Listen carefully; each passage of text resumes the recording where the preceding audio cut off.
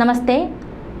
തിരുവനന്തപുരം ലോക്സഭാ മണ്ഡലം NDA സ്ഥാനാർത്ഥി Rajeev ചന്ദ്രശേഖരനെക്കുറിച്ച് BJP ജില്ലാ പ്രസിഡന്റ് അഡ്വക്കേറ്റ് VV രാജേഷ് പറഞ്ഞിരിക്കുന്ന വാക്കുകൾ ഇപ്പോൾ വളരെയധികം ശ്രദ്ധേയമാവുകയാണ്.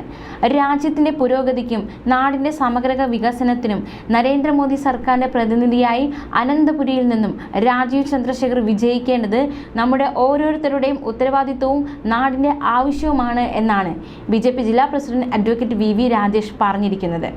കഴക്കൂട്ടം മണ്ഡലത്തിലെ വാഹന പര്യടന ജാഥ കരിമ്പുകോണം ക്ഷേത്രനടയിൽ എത്തി അവിടെ ഉദ്ഘാടനം ചെയ്യവെയാണ് അദ്ദേഹം രാജീവ് ചന്ദ്രശേഖരനെ കുറിച്ച് ഇത്തരത്തിലൊരു പ്രതികരണം നടത്തിയത്.